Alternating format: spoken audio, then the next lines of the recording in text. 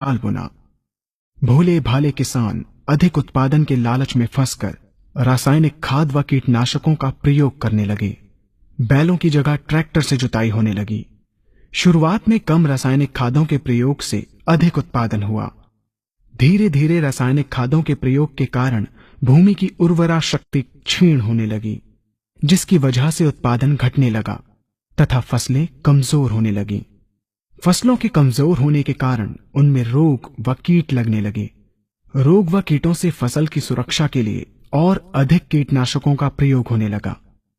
एक तरफ ज्यादा उत्पादन के लिए अधिक रासायनिक खादों का प्रयोग होने लगा, वहीं दूसरी तरफ फसलों को रोग व कीटों से बचाने के लिए अधिक विषाक्त कीटनाशकों का प्रयोग बढ़ गया, जिसके कारण उत्पादन लागत बढ़ी और किसान को लाभ कम होने लगा, बल्कि छोटे किसान कर्ज में डूबने लगे। धीरे धीरे भूमि की उर्वरा शक्ति क्षीण होने से भूमि बंजर होने लगी।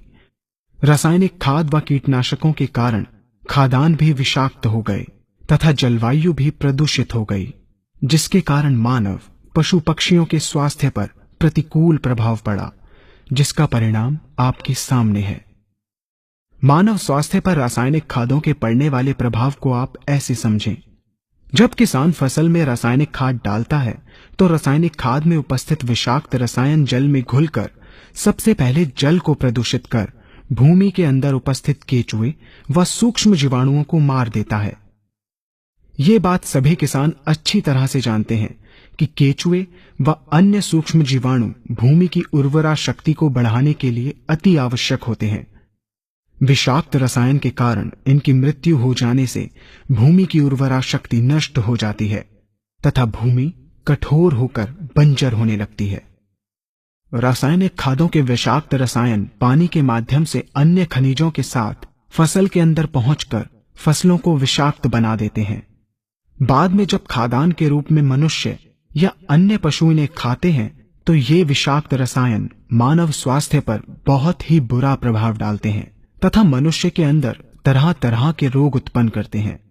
जब हम जैविक खाद का प्रयोग भूमि पर करते हैं तो जैविक खाद पानी में मिलकर पानी को प्रदूषित नहीं करती।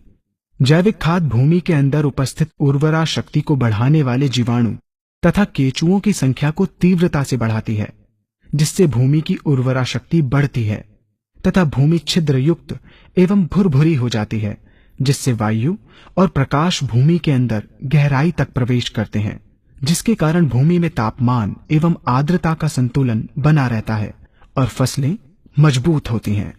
जैविक खाद में विद्यमान तत्व खाद्यान्न के माध्यम से मानव व पशु पक्षियों के शरीर में पहुंचकर स्वास्थ्य लाभ पहुंचाते हैं।